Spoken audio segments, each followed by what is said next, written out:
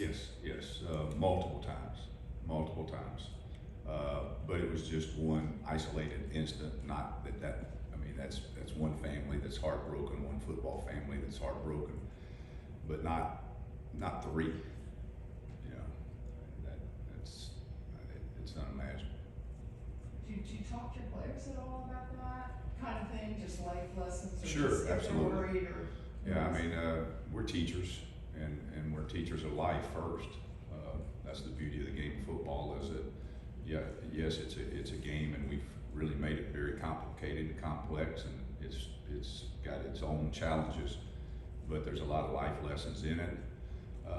You know, we're parents in terms of to the players, surrogate parents, if you will. We're teachers.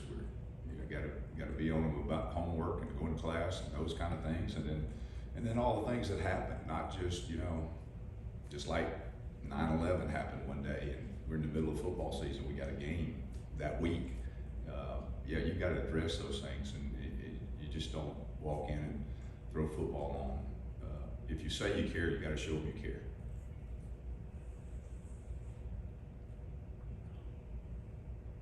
You ever had coached a game with a performance like Cam's 3 interceptions? I've tried to think of that. I've been around a lot of turnovers in a game where we got a lot of turnovers. I can't remember if it was one guy. That one I can't remember. I don't think so. 3 picks in one game is pretty. It's really good football, and we kidded him. He actually dropped another one. So could have had 4. But as a coach, we're always trying to find a way to get better. And then on top of that, 3 picks, and one of them be a 99-yard return. He was just trying to, make it as big as he could make it. There wasn't but 1 yard left. And you coached at Clemson for a couple of years. What's that environment like? What's it like as a coach on the home side, and as a visitor? What do you tell them that? Well, we did both. Went back, coached there. Mm-hmm. Then before that had gone there with before that had gone there with Florida State. So I'd been there with Florida State, then coached there. Then went back in, I think, 16 and 17 with Auburn. We went back one of those years they came to us. I think it was 17 we went back up there. I've been there many times, and it's a special place. The fans football is very, very, very important to them, and they show that on Saturdays. Coach, what do you think about, or how do you think Wesley Saint played in his first start? Well, he's played very well this season, and as we told you very early, the migration to the point we're at, we saw that coming very early, that it was going to get there. We were a little concerned about throwing him in the fire too early and him losing confidence until we saw that confidence grow, and then it was time. So it was not a surprise at all. He's played well in the games he didn't start. And we push all the time. You need, a bunch of starters, 18, 19, 20 starters, because you've heard us say that, and that's a fact. But for a freshman to start a game in college, I get it. It's a big deal. It's just the first play, so he may have played 50 plays a game before, and it wasn't but 64. But to play that first one means something to him, and he was pretty excited with it. He handled it like a pro, played very well, but not shocking. Where has he grown the most over the course of the season to earn that starting spot? Just understanding the defense and the concepts, being comfortable with it, and not having to rely so much on others to tell him, you got this, you got that, bump here, slide here, push to 2, those kind of things. I mean, the older guys were helping him some early on, and now he's out there telling them what to do. Confidence is an amazing thing, and he's got a lot of confidence right now. On top of that, he has a lot of ability. Coach Cristobal mentioned that Wesley is the starter. Can you talk a little bit about the conversation to him of kind of letting him know that he was going to be the starter and his reaction to that? It wasn't, we just told him last week, and we communicate all the time. Those guys are pretty conditioned. It's been rotated in there some. He just wasn't one of the guys that had. There's been multiple different starting groups. in different positions too. Because we make such an effort to get them to understand, again, I understand externally what people, I understand that's news, but to us it's really not news. Playing the first play, you know, I've been around guys that played the first play, and you look at the end of the game, they played 13 plays, and the guy that played this, you know, the seventh play played 50 plays. So which one you want? You want to play the first play and play 13 plays, or you want to wait 6 plays and play 50 plays? So we've kind of conditioned them to that. We don't make a big deal about it, so that change is not a big deal. That happened on Monday. No reaction. Mario mentioned that, like, he was like joking that, like, you know, sometimes he'll be in the building late at night and the only person besides him still there is Cam. Is that kind of film study, that work ethic, and that's clicked this year, or it hasn't been there like since you guys got here? Well, since we got here, it's been there. You know, Cam's a very smart person, very mature person. He's very steady. He's not up and down emotionally.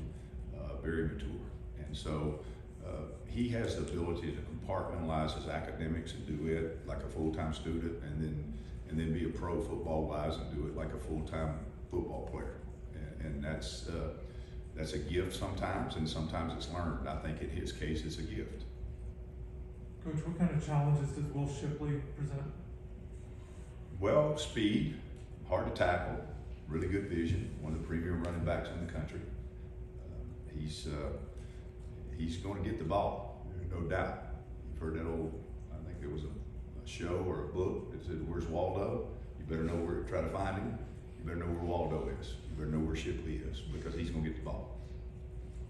Especially with the ability, you're speaking on, but to catch the ball too, you got to pay attention to that. Your guys, that'll be a focal point as well.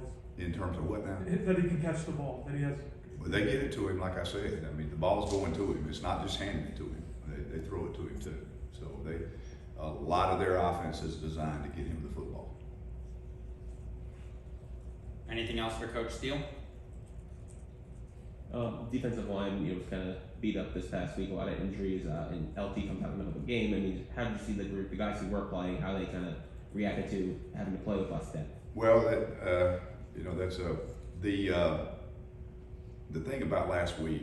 The first thing you need to know before I get to the frustrating part was that was the most complete game on video we played. Conceptually, the concepts in which we were in, we were on top of. There were very, very few errors, very few violations, very few loss of gap.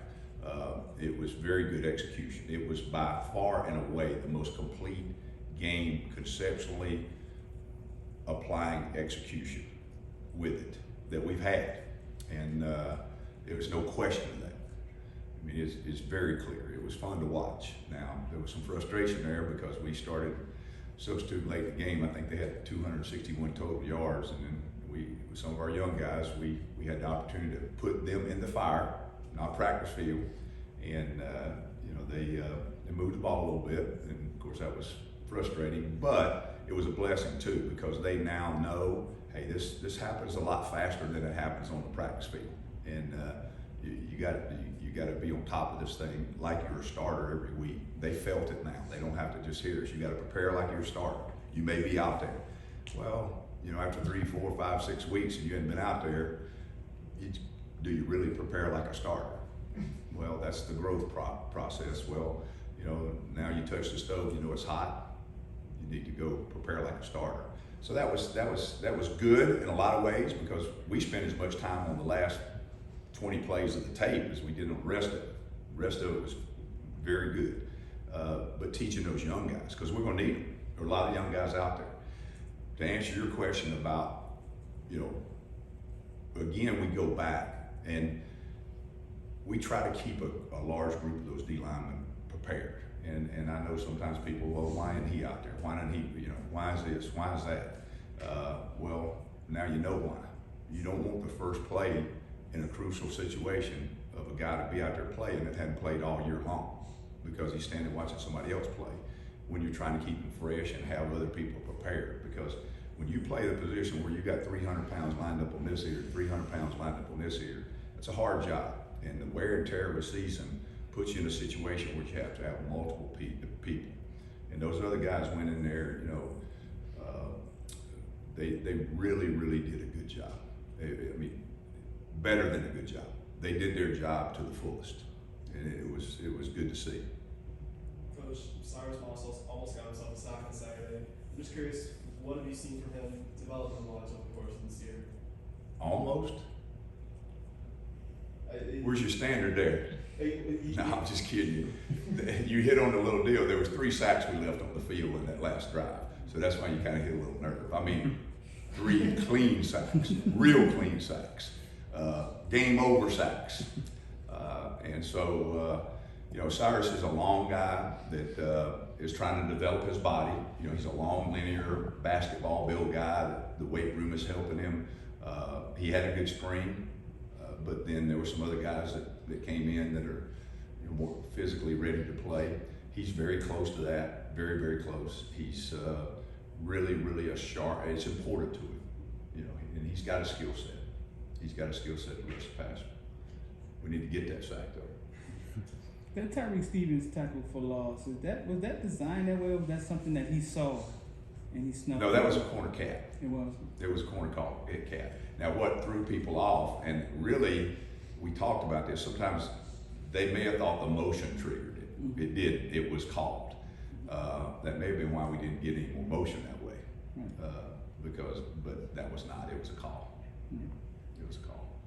It was just, you know, sometimes they go real fast, sometimes they don't, and on that, they were in pistol, and you saw the back go line up there and still had time, so that was kind of easy. Explain Last question. For what Coach is it Steele. that Cam Kitchens does well in between the lines? We know he studies, right? But he seems Eyes. to always be. Eyes. People don't understand. You do not have any idea.